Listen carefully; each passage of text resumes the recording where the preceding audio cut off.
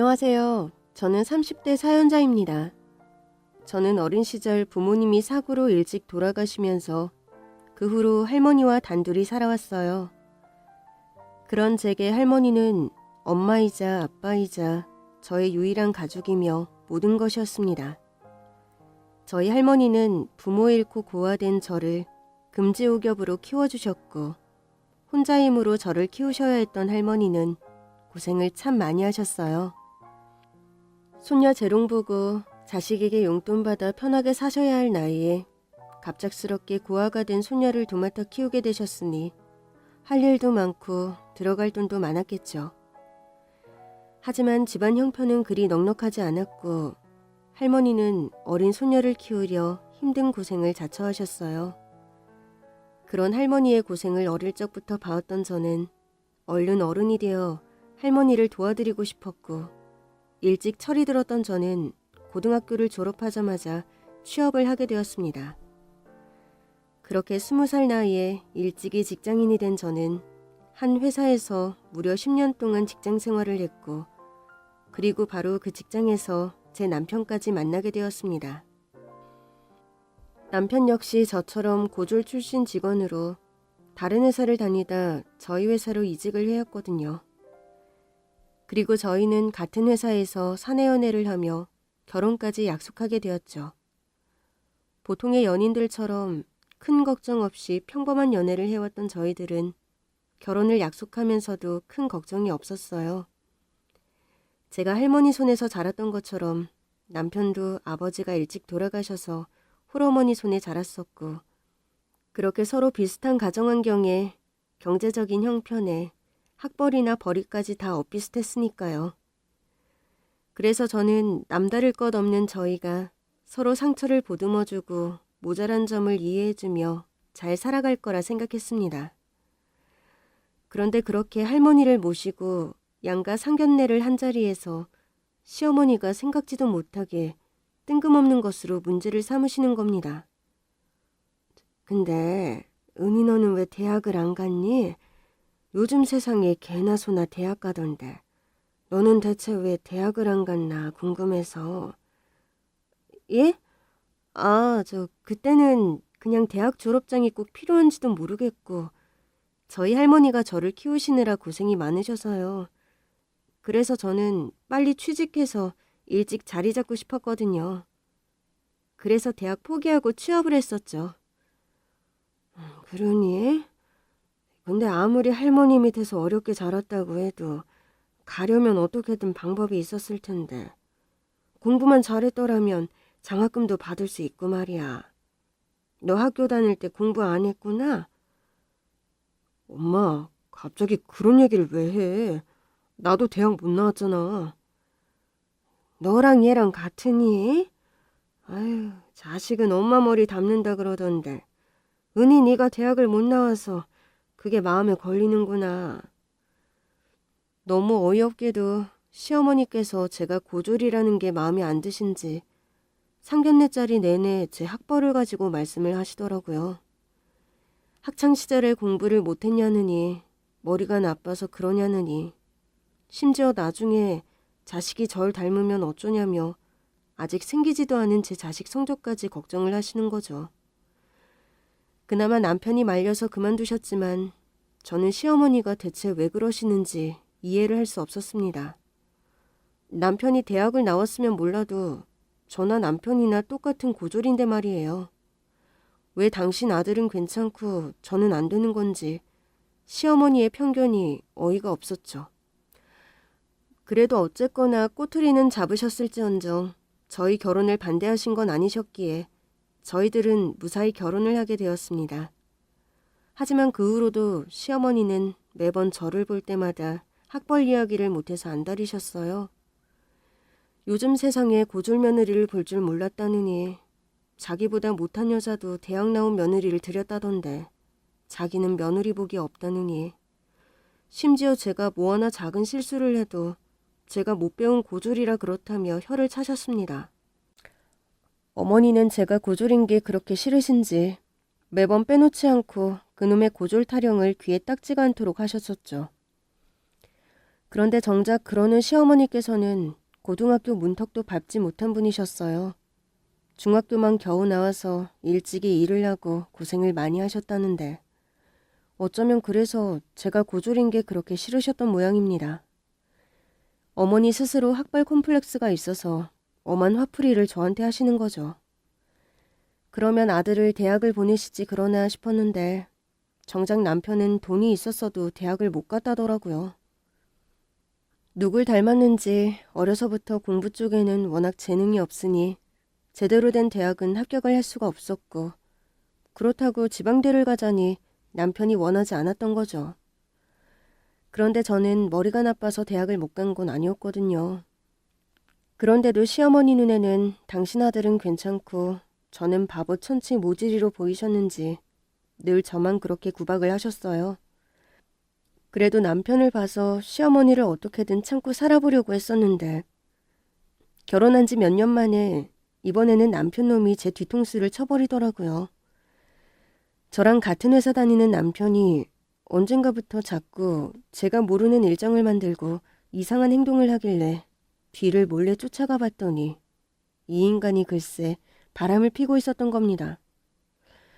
설마 하니 제 남편이 바람필 놈이 아니라 단단히 믿고 있던 저는 큰 배신감을 지울 수가 없었죠.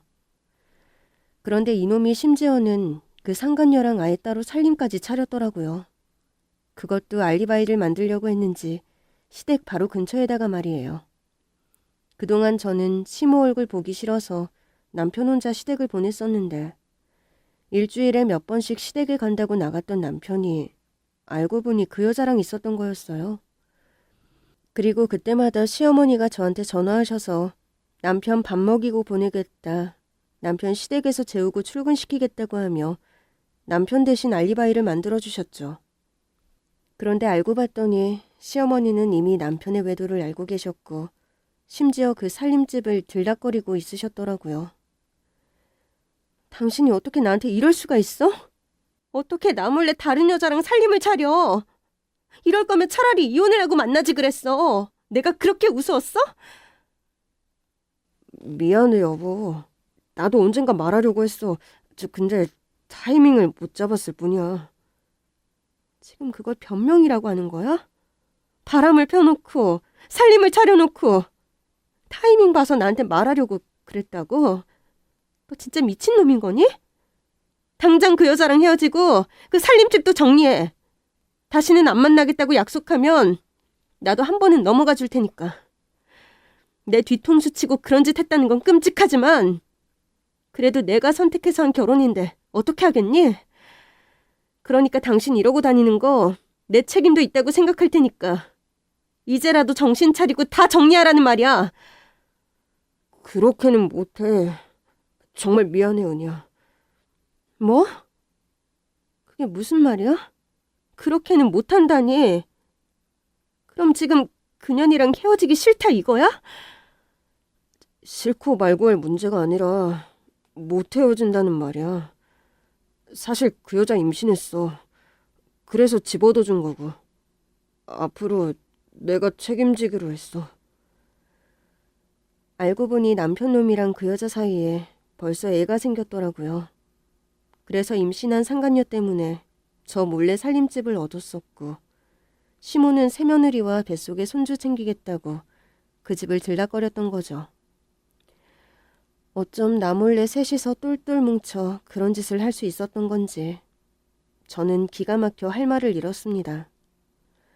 하지만 그 와중에 참 궁금한 게 있더라고요. 그동안 남편의 일거수일투족은 제가 다 알고 있다고 생각했는데 나랑 같은 회사 다니면서 제 눈안에 있던 남편이 대체 어디에서 어떻게 상간녀를 만나 바람을 피고 다녔는지 궁금했어요. 그런데 거기서 더 충격적인 진실이 드러났습니다. 알고 보니 남편의 상간녀를 시어머니가 직접 소개를 하셨더라고요. 그 말을 듣고 얼마나 황당하고 어이가 없던지 저는 시모가 대체 왜 그랬나 싶었어요. 그런데 시모가 그럴 만한 이유가 있었더라고요. 남편 말로는 그 상간녀가 서울대 나온 박사 출신이라는데 평소 학벌 콤플렉스로 저를 구박하던 시모가 그걸 알고 그 여자가 너무나 마음에 들어서 새며느리로 점 찍어놓고 자기 아들과 열심히 엮어줬던 거였습니다. 자기 엄마 치마폭에 쌓인 남편놈은 그걸 또 좋다고 만나서 애까지 만들어 놓았고요. 그렇게 저는 믿었던 가족에게 제대로 발등이 찍혀버렸죠. 사실을 알게 된 저는 고민에 빠졌습니다. 그렇게 당장 이혼을 해야 하는지 아니면 그 상간녀 먼저 족쳐야 하는지 어떻게 해야 하나 방법을 찾던 중에 제가 갑자기 집을 비우는 일이 생기게 되었어요. 할머니가 갑자기 몸이 편찮으셔서 병원에 입원을 하셔야 했거든요. 가족이라고는 저밖에 없으니 할머니 간병을 하는 것도 제 몫이었죠. 그래서 저는 남편과 결단을 낼 겨를도 없이 아프신 할머니를 간병하기 위해 며칠간 집을 비워야 했어요. 당장이라도 남편을 족치고 싶은 마음이기는 했지만 바람난 남편과 이혼 문제보다는 제 유일한 가족인 할머니가 더 중요하니까요. 나 할머니 때문에 당분간 병원에 있을 거야. 그러니까 우리가 이혼을 하던 상간녀 소송을 하던 그 문제는 나중에 다시 얘기해. 어차피 지금 이런 기분으로 당신이랑 말 섞어봤자 우리 둘 다 좋을 것 없을 것 같으니까. 그래 뭐 당신 좋을 대로 해. 내가 죄인이지 무슨 말을 하겠어. 근데 시간 끌수록 당신한테만 손해라는 거 알고 있지? 나한테 손해? 내가 무슨 손해인데? 너 같은 놈이랑 결혼 생활 하루라도 더 유지해야 하는 거? 당신이 지금 내 걱정해줄 상황이야? 에이그, 그놈의 성질머리는. 나는 너 걱정해서 해주는 말이야. 솔직히 지금 상황에 우리 이혼은 확정 아니야? 네가 이혼 못 해주겠다고 해도 나는 결국 내 자식이랑 애엄마를 챙겨야 해. 근데 네가 나랑 이혼 안 해주려고 할머니 핑계까지 대면서 시간 끄는 게 안쓰럽다는 거지. 그래 봐야 우리는 결국 이혼하게 될 텐데 그렇게 미련 두느니 차라리 하루라도 빨리 갈라서는 게 낫지 않겠어? 지금 무슨 소리를 하는 거야?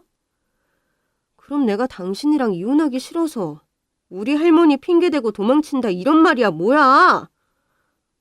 아니 뭐 핑계가 아니라면 아닌 거겠지만 어쨌든 괜히 이런저런 이유 붙여서 이혼 미룰 생각하지 말라는 소리야. 이왕 상황이 이렇게 된 거 우리 그냥 쿨하게 헤어지는 게 낫지 않겠어? 그래야 나도 당신한테 뭐 하나라도 양보해주지. 안 그래? 나는 당신이 지금 무슨 소리를 하는지 도대체 모르겠다. 당신이 나한테 양보를 해주니 배려를 해주니 이런 소리 하고 있는데 지금 뭔가 대화 내용이 바뀌었다는 생각 들지 않아? 바람핀 건 내가 아니라 당신이야. 그년 뱃속에 애가 들어섰던 뭐던 우리는 아직 부부관계이고 니들은 그냥 불륜이야. 애엄마? 니 자식? 그거 내가 마음 먹고 작정만 하면 못하게 할 수도 있어. 그건 또 무슨 말이야. 뭘 못하게 한다는 거야? 네 애랑 그 애 엄마한테서 아버지 남편 뺏을 수 있다고 내가. 네가 네 새끼 애비로서 나서지 못하게 할 수 있다고. 내가 이혼 안 해주면 그만인데 내가 100번 1000번 양보해서 당신이랑 이혼하겠다고 서류에 도장 찍어주지 않는 이상 당신은 나랑 이혼을 못한다는 소리야. 그게 무슨 말이야. 이혼하면 하는 거지. 왜 이혼을 못해? 당신 어머니가 나더러 맨날 고졸이라고 무시하는 것 듣더니 당신도 내가 등신 같아? 나도 그 사이에 좀 알아봤거든. 당신 유책 사유, 유책 배우자 이런 건 알아? 당신이 바람이 났으니 우리 이혼의 책임은 당신한테 있고 유책 배우자인 당신은 나한테 이혼하자는 말을 할 수가 없어. 그러니까 우리 관계의 끝은 전적으로 내 손에 달려있다는 거야. 그러니까 당신은 추접한 짓거리하고 더러운 인간인 주제에 나한테 이래라 저래라 할 자격 없다는 소리야. 남편은 자기가 뭘 잘못했는지 반성도 안 하는 건지 주제도 모르고 제게 당당하게 이야기를 하고 있었지만 저도 계속 당해주고만 있지 않을 생각이었어요. 남편의 외도를 알게 되고부터 저도 나름대로 찾아보고 알아본 것들이 있었거든요. 남편은 시무가 늘 저를 무시하는 것만 봤으니 제가 이런 상황에서도 군말 없이 이혼해 줄 거라고 생각했는지 모르겠지만 저는 더 이상 억울해서라도 남편이 원하는 대로 순순히 해줄 생각은 없었습니다. 내가 이혼을 안 해줘서 그 년놈이 괴로울 수 있다면 저는 평생 서류뿐인 부부관계라도 유지할 생각이 있었거든요. 남편과 시모는 저를 만만하게 보고 저 몰래 뒤에서 그런 짓을 했겠지만 이제는 저도 당하기만 하는 그런 답답이가 아니라는 걸 보여주고 싶었어요. 애초에 그 인간들이 갈 때까지 간 이상 저도 더 이상 물러설 곳은 없다고 생각했던 거죠. 그래서 저는 집을 비우기 전에 남편에게 똑똑히 제 마음을 전했고 아무리 개차반의 아나무인인 인간이라도 그 정도 말하면 말귀를 알아듣고 정신을 차릴 거라 생각했죠. 하지만 그런 저의 생각을 비웃기라도 하듯 며칠 뒤 다시 집을 찾은 저는 정말 기막힌 광경을 목격하고 말았습니다. 할머니 간병을 하느라 병원에 지내던 중 제가 잠시 옷가지들을 챙기러 집을 들리게 되었는데 남편한테 미리 연락을 안 하고 들이닥쳤더니 제 집에 객 식구가 있는 겁니다. 시모와 남편이 거실에서 TV를 보고 있더라고요. 집에 들어가자마자 꼴보기 싫은 두 사람을 보니 기분이 안 좋은데. 그런데 남편이 저를 보자마자 왜 연락도 없이 왔느냐며 놀라며 당황해하는 겁니다. 내가 내 집에 오는 걸 자기들 허락이라도 받아야 한다는 건지 말이죠.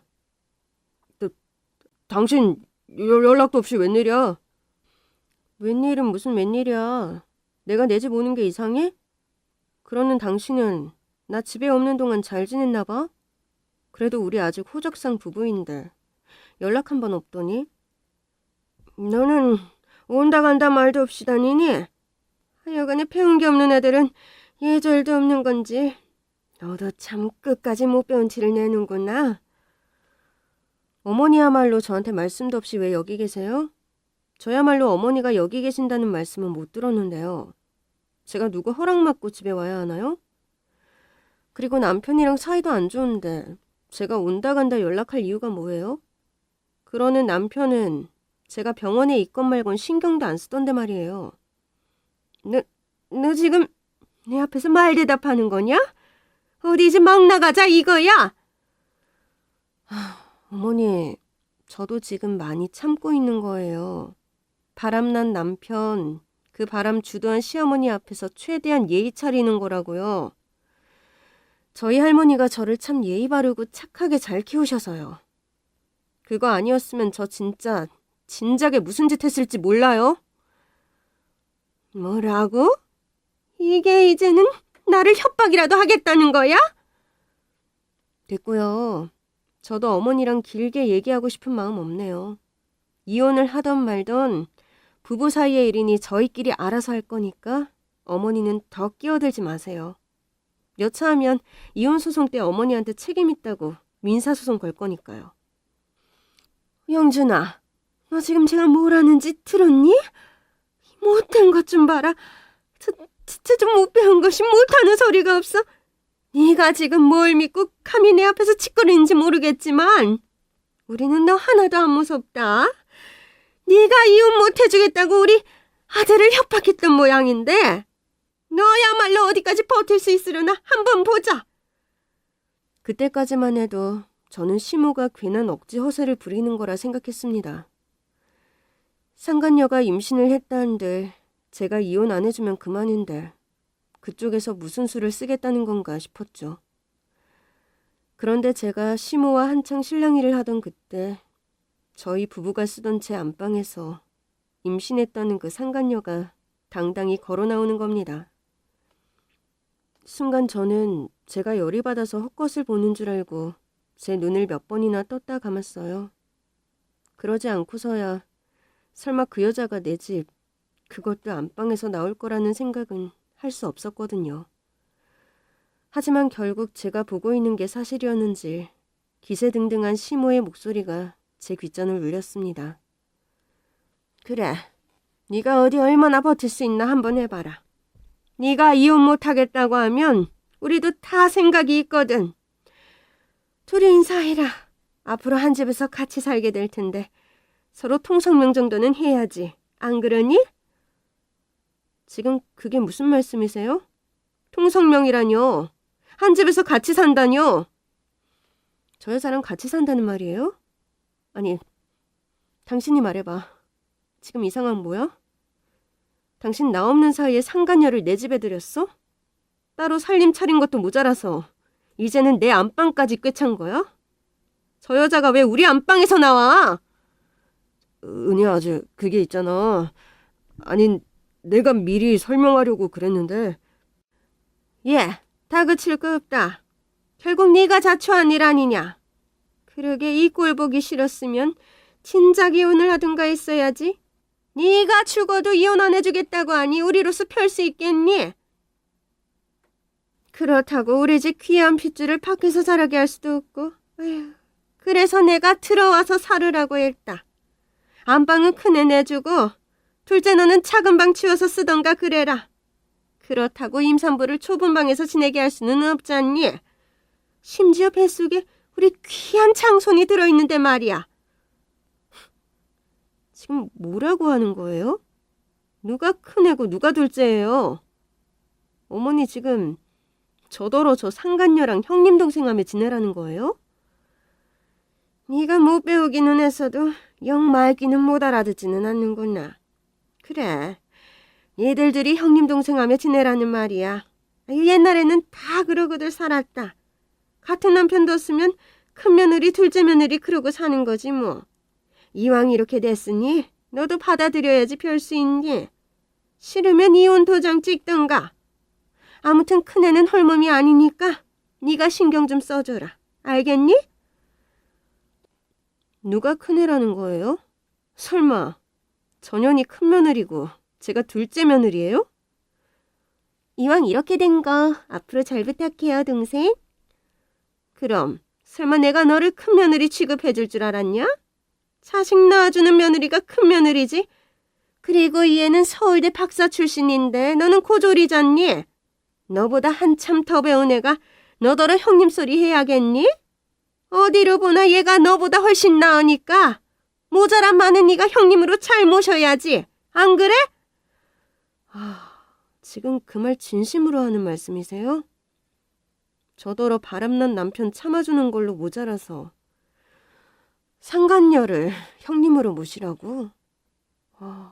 내가 지금 꿈을 꾸나? 아니면 어머니가 노망이 드셨나?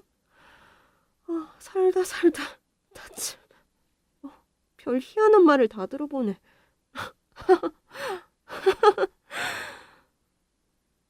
시모가 저더러 상간녀를 형님으로 모시고 뱃속의 애도 잘 챙겨주라 그러는데 처음에는 기가 막히더니 그 다음에는 그냥 웃음이 나오더라고요.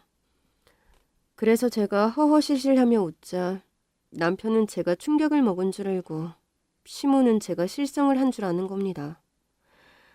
하지만 사실 제가 그렇게 웃은 것은 기쁨의 웃음이었어요. 어차피 쫑을 내려고 했던 남편과의 관계였지만 자기들이 알아서 저를 쫓아내려 안달으려고 자기들 무덤을 파주니 저는 그저 웃기더라고요. 자기들 딴에는 제 뒤통수를 쳤다고 생각했을 텐데 오히려 뒤통수를 맞은 걸 알면 무슨 기분일까요? 너 실성했니? 뭘 그렇게 웃고 있어?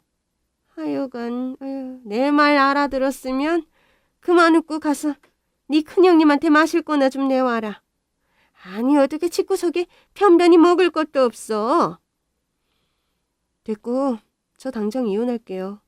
원래도 이혼하려고 했어요. 이렇게 빨리 하게 될 줄은 몰랐지만 사실 당신들 똥줄 좀 타게 하다가 적당할 때 이혼할 생각이기는 했는데 설마 이렇게 나올 줄은 나도 몰랐네. 근데 나도 굳이 이 꼴을 보고 살아야 할 이유는 없어서. 그래, 이혼하고 싶으면 내라. 근데 이 집은 못 내어주는 거 알지? 어차피 이 집 얻을 때 내 도움 받아서 한 거 아니냐? 이 집 같은 건 애초에 관심도 없었어요. 있는 거 없는 거 다 끌어서 재산 분할해봐야 뭐 빚이나 나눠 가지려나? 그리고 이 집이 해봐야 뭐 얼마나 한다고요. 당장 내 통장에 50억이 있는데 이딴 건 욕심 많네요. 제가 진짜 실성을 한 모양이다. 뭐? 50억? 너 50억이 얼마인 줄은 아니? 쥐뿔도 없이 살더니 정신이 나간 건지. 제가 50억이 있다며 그딴 재산 분할은 할 필요도 없다고 말하자 남편과 시모는 믿지 못하는 눈치였습니다. 아마 제가 미쳤거나 괜한 허세를 부린다고 생각했겠죠. 그래서 저는 제 가방에 들어있던 통장을 꺼내 두 사람 눈앞에 보여주었어요. 바로 얼마 전 제 통장으로 일시불로 꽂힌 저의 전 재산이었죠. 이게 뭐야? 이거 진짜야? 50억이라니? 너 이 돈 어디서 났어? 당신 로또라도 된 거야 뭐야? 어디서 훔친 건 아니니까 걱정하지 마세요. 저희 부모님이 저한테 남겨주셨던 땅 판돈이니까. 그게 무슨 말이야 여보? 땅이라니. 당신이 무슨 땅이 있어? 우리 부모님 유산이야. 그동안 할머니가 관리하고 계시던 부모님 땅이 있었는데 이번에 그 동네가 재개발 확정이 되면서 땅값이 어마어마하게 올라서 팔았거든. 그래서 이제서야 우리 부모님 유산을 받게 되었지 뭐야. 아무튼 지금 내 통장에는 50억이 꽂혀 있으니까 팔아봐야 5천이나 남으려나 싶은 이 집에 미련 없다는 소리야. 이 집 앞으로 빚이 더 많지 않아? 당신 나 몰래 담보대출 받은 거 내가 다 알고 있거든. 당신이 진 빚이니까 당신이 알아서 갚고, 아무튼 이혼 소송장 보낼 테니까 당신은 남은 돈으로 변호사 잘 구해봐. 내가 이혼 소송에 상간녀 소송에 아주 걸고 넘어질 거 많으니까.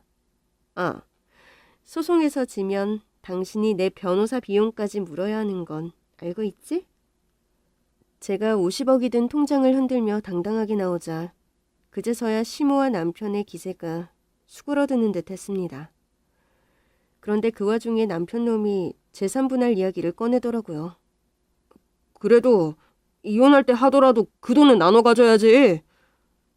무슨 소리 하는 거야? 내 돈을 너랑 왜 나눠? 당신 미쳤어? 불륜은 불륜이고 재산 분할은 또 다른 얘기잖아. 내가 얘기 들어보니까 혼인기간이 3년 이상이면 남편이 바람나서 이혼을 하더라도 와이프가 돈이 많으면 그 돈에서 재산 분할 해줘야 한다 그러던데? 그럼 당신 그 돈 나한테 나눠줘야 해. 아, 어디서 뭘 주워듣고 그런 소리를 하는 모양인데 당신은 하나만 알고 둘은 모르는구나. 원래 부모님께 물려받은 재산은 재산 분할 안 해도 되거든. 그러니까 이 돈에서 10원 한 푼이라도 당신한테 갈 일은 절대 없다는 거지. 뭐라고? 그게 정말이야? 으이그, 그러게 큰 소리 치고 싶으면 어디서 잘 알아보고 말을 하던가. 이래서 고졸들이 무시를 당하는 거 아니야. 어머니, 아들 참 무식하네요. 안 그래요, 어머니? 너 지금 누구 약 올리냐? 그러는 너는 고졸 아니냐? 네가 지금 돈 좀 생겼다고 기고만장해진 모양인데 그러는 너도 똑같은 고졸이야. 내 아들은 서울대 박사 만나는 남자고. 근데 니까짓 게 어디서 내 아들을 무시하고 있어? 아, 어머니 죄송한데 그것도 아니라서 어쩌죠? 이제 저 고졸 아니거든요. 그러고 보니 이건 어머니께 감사드려야겠네요. 제가 어머니 덕분에 학위를 땄으니까요. 사실 저는 학벌 같은 거 별로 중요하다고 생각을 못했거든요. 근데 제가 결혼하고 어머니가 오죽 학벌 가지고 구박을 하셨어요. 그래서 그 소리 듣기 싫어서 저도 뒤늦게 공부를 시작했죠. 그래서 저 얼마 전에 방통대 학위 땄어요. 저 이제 대졸이에요, 어머니. 그러니까 고졸인 남편이랑 고등학교도 못 나온 어머니는 닥치고 계세요. 그래봤자 얘랑 너랑은 천지 차이야. 대학 졸업장이라고 다 똑같니? 얘는 서울대인데 그리고 박사인데. 그래, 나는 서울대 박사야. 당신이 갖고 있는 50억? 그거 나는 몇 년 안에 벌 수 있다고. 너는 좀 닥쳐. 더러운 상간녀 주제. 니깎게 지금 어딜 껴들어? 뭐? 서울대? 박사? 너 진짜 박사 맞아? 서울대 나온 거 맞아? 나는 도저히 믿어지지가 않아서 말이야. 네가 진짜 서울대 박사 출신이면 우리나라 최고 대학도 별 볼 일 없구나 싶네. 배울 만큼 배웠으면 그런 짓은 못할 텐데. 그리고 네가 뭐 50억을 금방 벌어? 뭐로 벌 건데? 50억도 금방 벌 수 있는 사람이 왜 없는 놈한테 삥을 뜯어? 이놈이 이 집 담보대출까지 받아서 너한테 해준 1억. 여보, 당신 내가 지수한테 1억 해준 것도 이미 알고 있었어? 그래서 나랑 이혼하려고 그러는 거야? 여보, 미안해. 내가 잠깐 정신이 나갔나 봐. 나 이제 정신 차릴게. 그러니까 이혼하지 말고 나랑 같이 살자. 영준 씨, 지금 무슨 소리 하는 거야? 언제는 나밖에 없다면서. 그러는 너는 내 돈 불려주겠다고 해놓고 내 돈 1억 언제 돌려줄 건데? 제대로 투자하고 있는 건 맞긴 한 거야? 사실 저는 생각보다 많은 것을 알고 있었습니다. 남편 놈이 나 몰래 외도를 하고 있는 줄은 몰랐었지만 그 사실을 알게 된 후로는 더 이상 속고 싶지 않아서 저도 정신 바짝 차리고 있었거든요. 이혼을 할 때 하더라도 증거 하나라도 더 열심히 모으려고 말이에요. 그래서 나 몰래 남편 놈이 그 여자랑 뭘 하고 다녔는지, 둘이 무슨 대화를 나눴는지 외도 증거들을 잡느라 저도 그동안 품과 시간이 많이 들었었어요. 그래서 남편 놈이 상간녀에게 1억을 해준 것도 알게 되었고 덕분에 저는 남편과 시모의 뒤통수를 칠 만한 것까지 알아내게 되었죠. 내가 아는 게 그뿐일 것 같아? 당신이 인연한테 1억이나 갖다 바친 걸 알고 난 후로는 더 많은 걸 알게 됐지 뭐야.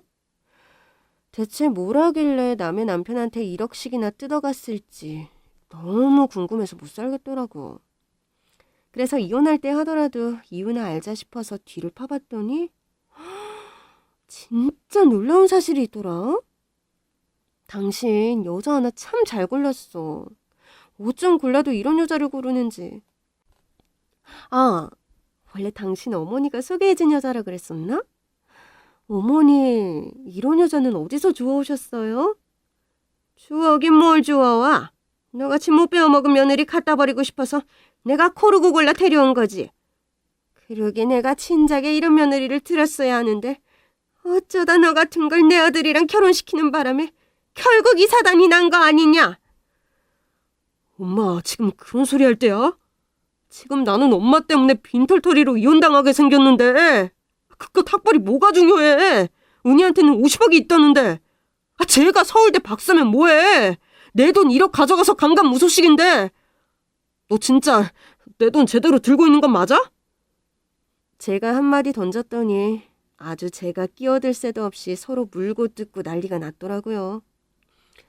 학벌 콤플렉스가 심한 시모는 제 통장에 돈이 있건 말건 서울대 나온 새며느리 보겠다고 상간녀 편을 들고 돈이 최고라는 남편은 학벌이 무슨 소용이냐며 이제 와서 제 눈치를 보며 상간녀에게 가져간 돈을 어쨌냐고 따져묻는 거죠. 듣자 하니 그 1억을 전부 무슨 투자금이니 뭐니 하는 명목으로 받아간 것 같은데 남의 남편 뺏은 여자가 설마 그 돈을 정말 제대로 들고 있었을까요? 저는 그 여자의 실체를 알고 있었지만 남편과 시모는 전혀 모르고 있는 눈치더라고요.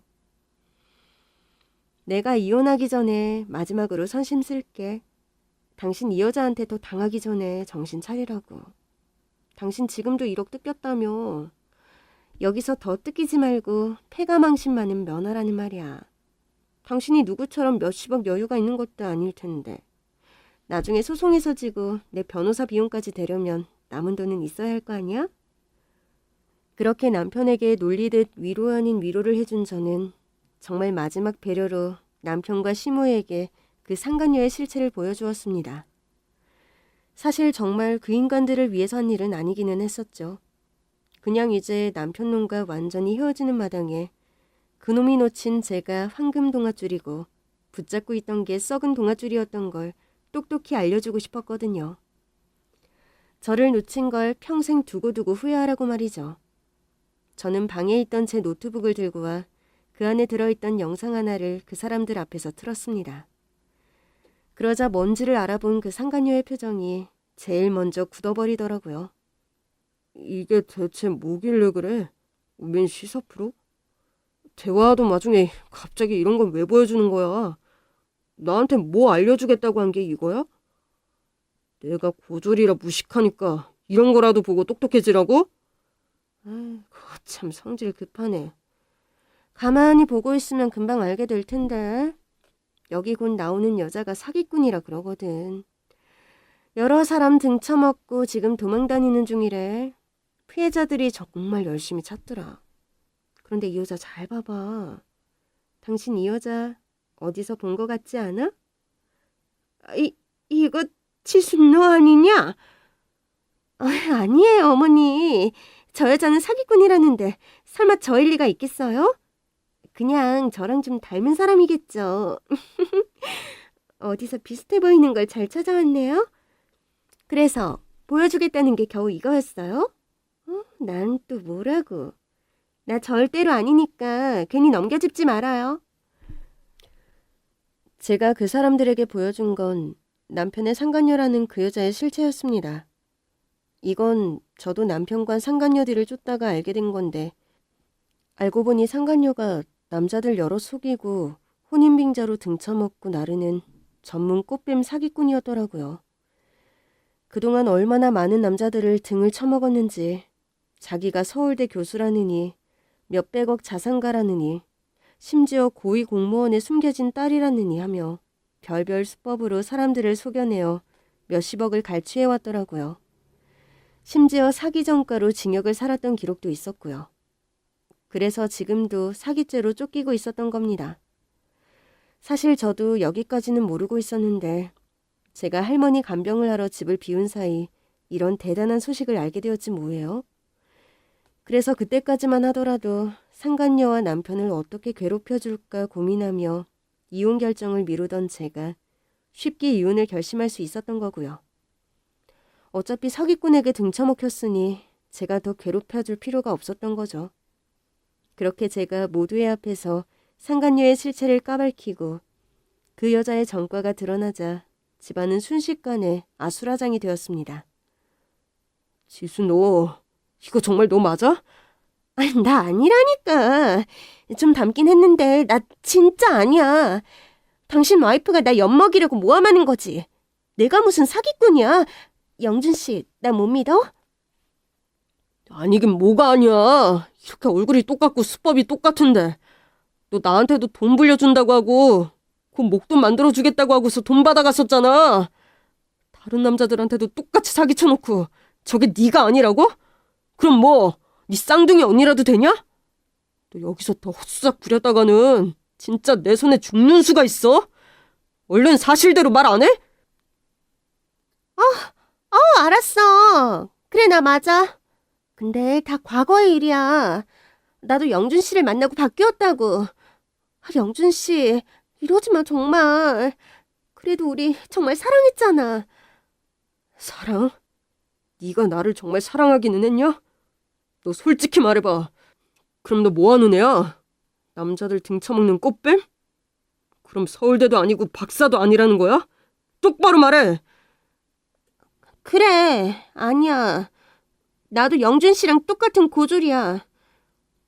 그럴 리가. 얘가 박사가 아니라니 그게 무슨 말이야. 아니 내가 얘랑 같이 서울대 안에까지 들어갔다 나왔는데 나 그 안에서 밥도 먹고 학교 구경도 했었어.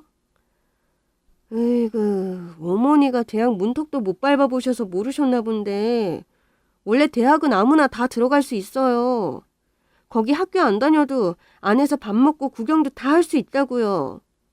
근데 겨우 그거 보고 이런 여자를 믿으셨던 거예요? 어머니는 그 정도로 학벌이 좋으셨어요? 말도 안 되는 사기꾼 여자 말을 덥석 믿고 아들한테 이런 여자를 소개해줄 만큼? 그럴 리가, 그럴 리가 없어. 제가 고졸이라니. 그 여자가 진짜 서울대 박사 출신인 줄 알고 있었던 시모는 그 여자가 결국 고졸 사기꾼이었다는 말에 큰 충격을 받은 듯 했습니다. 그래서인지 차마 믿지 못하고 아니라는 소리만 하더라고요. 아마 부정하고 싶었겠죠. 하긴 오로지 그것만 보고 자기 손으로 직접 아들의 불륜까지 종용하며 둘을 맺어줬었는데 자식의 인생을 걸고 있던 도박이 시작부터 꽝이었다는 걸 뒤늦게서야 알고 얼마나 충격이었겠어요. 이왕이면 다홍치 말하면 꽃뱀보다야 본처가 나을 것이고 이제는 그렇게 구박하던 고졸 며느리가 대졸이 되었다는데 지금 이 상황이 어떻게 받아들여지겠나요? 그럴 리가 없다. 내가 다 믿을 만한 사람한테서 소개받은 건데 제가 다른 사람들을 속였을지 몰라도 우리는 아닐 거야. 예, 믿고 싶지 않으시겠죠. 그럼 계속 그렇게 믿고 사시던가요. 저야 그래도 한때 가족으로 살았던 정을 생각해서 두 분이 안타까운 마음에 사실을 밝혔던 것뿐인데 못 믿으시면 저도 어쩔 수 없죠. 넌 네가 이러려고 지금 이 얘기를 꺼낸 거니? 우리 집안을 풍비박산 내려고? 입이 비뚤어져도 말은 똑바로 하셔야죠. 제가 지금 어머니 구해드리는 거예요. 더 속지만 말고 이제라도 살 길 찾으시라고. 그런데 아드님은 벌써 1억이나 뜯기셨다는데 그 돈은 못 돌려받을 것 같은데 아까워서 어떻게 해요? 그 빚 못 갚으면 이 집도 결국 날아가겠죠? 그럼 결국 어머니가 아드님 데리고 사셔야겠네요. 그럼 그때는 진짜 대졸 며느리는커녕 재혼시키지도 못하실 텐데. 우리 어머니 속상하셔서 어떻게 하나. 당신도 앞으로 처신 잘해. 괜히 엄마 치마폭에 쌓여서 또 이런 일 당하지 말고. 여보, 제발. 나 도와주고 싶어서 그런 거면 나 끝까지 도와줘야지. 전현이 사기꾼이라는 거 다 밝혀졌는데 정말 나랑 이혼할 생각이야? 니들 모자가 등신같이 사기꾼한테 넘어간 거랑 우리 이혼은 별개야. 내가 너 사기당한 것 때문에 이혼하니? 우리는 네 불륜 때문에 이혼하는 거야. 착각하지 마. 그래도 내가 이제라도 정신 차리고 당신 말 잘 들을게. 응? 너 이 사기꾼년아. 너 때문에 지금 이렇게 됐잖아. 네가 지금 작정하고 우리 엄마랑 나를 속인 거야? 영준 씨야말로 생각 잘해. 내가 사기 전과가 있었다는데 지금은 아니라고 말하잖아. 내가 끝까지 사기칠 생각이었으면 임신을 했겠어? 했어도 말 안 했지. 나도 이제는 안정적인 가정 꾸리고 잘 살고 싶어. 그러니까 나 너무 나무라지 마, 영준 씨. 우리 뱃속의 아이를 생각해야지. 사기꾼년이 말은 참 잘하네. 하긴 그러니까 그렇게 사기를 치고 다니나? 너 대체 어디까지 나를 속인 거야? 뱃속의 아이? 그 아이는 진짜야? 그러고 보니까 너 그동안 매번 병원 혼자 다녔었지? 임신했다는 소리 들은 지도 몇 달인데 배도 별로 안 부른 것 같고. 너 진짜 임신한 거 맞아? 그래도 저는 그 여자가 임신했다는 건 진짜일 줄 알았어요. 뱃속의 아이 지키겠다고 남편한테 애처롭게 매달리는데 애 없는 저도 그 여자 모성이 참 대단해 보이더라고요. 그런데 남편이 그 말마저 믿지 못하고 그 여자한테 따져묻자 그 여자는 제대로 말을 잇지 못했습니다. 그리고 결국 남편의 추궁 끝에 상간녀가 임신이 아니었다는 것이 밝혀지고 말았죠. 끝까지 아이 빌미로 용서해달라 그러더니 그 말까지 거짓말이었네요. 저도 진짜인 줄 알고 속을 뻔한 걸 보면 그 여자도 참 대단하다 싶은데 역시 사기꾼들 말은 아무것도 믿으면 안 되는 모양입니다. 결국 상간녀는 임신조차 아니었고 그런 꽃뱀에게 제 발로 물려 돈까지 뜯기고 모든 것을 잃게 된 시모와 남편은 망연자실을 하는 듯 했습니다. 하지만 애초에 자기 손으로 그 꽃뱀을 들였으니 누구 탓을 할 수 있겠어요? 그런데도 다들 억울한 마음은 있는 건지 잠시 뒤 누가 뭐라 할 것 없이 서로 달려들어 한바탕 난리를 피더라고요. 서로 네 탓이다 제 탓이다 하며 머리채를 잡고 이리저리 뒤엉키며 완전히 개판이 되어버렸죠. 내가 너 가만히 안 둔다. 미친년이 감히 나를 속여? 오늘 여기서 너 죽고 나 죽어보자. 씨. 그러게 누가 마누라 두고 바람 피래? 나 좋다고 할 때는 언제고 이제 와서 지랄이야. 너도 다른 놈들이랑 똑같아. 인연이 지금 내 아들한테 뭐라고 짓거리는 거야? 사기꾼년 주제. 어디 코조리 서울대 박사 행세를 내. 나야말로 오늘 인연 죽이고 감옥 들어가련다.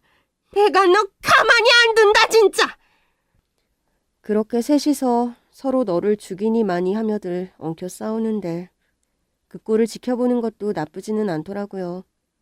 이런 걸 보면 정말 권선징악이라는 게 있는 건지 결국 악인들은 죗값을 치르는구나 싶었죠. 그 사이에 피해자였던 제가 더 있을 필요가 없겠다 싶어 저는 그 자리를 빠져나가려고 했습니다. 이미 사이다는 마실 만큼 마셨으니 저도 더 그 사람들이랑 말을 섞고 싶지 않았거든요.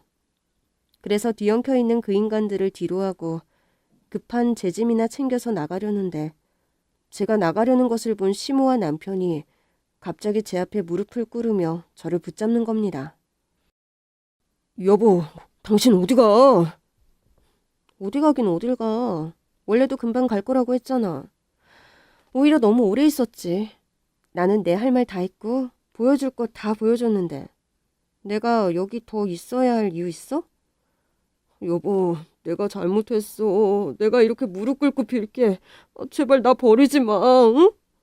아유, 그래, 미야. 내가 다 잘못했다. 내가 잠깐 정신이 나가서 이런 사단을 벌였어. 아유, 모두 내 탓이다. 그러니까 원망하려거든 나를 탓하고. 영준이한테는 그러지 마라. 애초에 내가 소개시켜주고 내가 주선한 건데 영준이 쟤는 아무 잘못 없잖니. 응? 내가 너한테 용서를 비마. 응? 나도 무릎을 꿇으마. 응? 제발 이 엄마는 물러다오. 여보세요. 지금 다들 무슨 소리 하시는 거예요? 당신들이 무릎을 꿇던 대가리를 쳐받고 용서를 구하던 나는 이제 관심 없어요. 당신들이 이제 와서 그런다고 그 말을 진심으로 느낄 것 같아? 수년 동안 당신들이 나한테 한 말이 있고 한 짓이 있는데 겨우 이런 걸로 내가 이혼을 결정한 것 같아요? 그리고 어머니, 글쎄 치매가 왔어요? 내가 버리는 게 아니라 당신들이 나 먼저 버렸잖아요. 그래서 이만 사라져 주겠다는데 뭐가 불만이야? 뭐 아무튼 나는 갈 거니까 저리 비켜요. 내 인생에서 꺼져버려. 그런데 이 사람들이 엄한 고집을 부려서 제 발목을 잡고 놔주지 않더라고요. 발목을 잡으면 내가 다시 눌러 앉을 줄 아는 건지 이제는 하다하다 억지를 쓰는 게 어이가 없었죠. 그래서 저도 더 말하지 않고 발로 그 두 사람을 걷어차주고 나왔습니다. 그러자 제 발길질에 두 사람은 속절없이 뒤로 넘어가 버리더라고요. 마음 같아서는 그대로 모른 척 몇 대 더 걷어차주고 싶었는데 그러다가 정말 더 엮여버릴까 싶어서 더러운 똥 털어내는 심정으로 서둘러 그 집을 나왔습니다. 그리고 저는 이혼 전문 변호사를 만나 제 사정을 알리고 이혼 소송을 준비하게 되었어요. 당연한 일이었지만 죄 하나 없는 저는 아무런 걱정 없이 이혼을 할 수 있었고 저는 남편에게서 있는 돈 없는 돈을 탈탈 털어 위자료까지 챙겨받게 되었습니다. 그 일로 남편은 결국 갈 곳을 잃고 시댁으로 들어가게 되었고 심지어 회사까지 잘렸다고 들었어요. 저는 할머니 간병 문제와 이직을 이유로 그 전에 퇴사를 했지만 남편과 제가 같은 회사를 다녔던 탓에 남아있던 남편은 회사의 불륜 소문이 파다하게 퍼져 권고사직을 당했다 하더라고요. 그리고 그 사기꾼 상간녀 역시 결국 사기죄로 붙잡혀서 실형을 살게 되었습니다. 너무 당연한 결과였기에 속이 시원하고 개운한 일도 없지만 그래도 제 나름 복수를 했고 더 이상 억울한 일이 없어서 다행이다 싶었네요. 그 후로 저는 건강을 다시 회복하신 할머니와 함께 살 예쁜 전원주택을 지어 지금은 그곳에서 소일거리하고 할머니 모시면서 행복하게 살고 있습니다. 지금 이 여유와 행복이 너무 좋아서 그런지 재혼이니 연애니 하는 생각은 들지 않네요. 뭐 언젠가 전 남편과 비교도 안 될 만큼 좋은 남자가 나타난다면 생각해 볼 수도 있겠지만 지금은 모르겠네요. 그러니 여러분들도 제 걱정은 마시고 저의 미래를 응원해 주시기를 바랍니다. 감사합니다.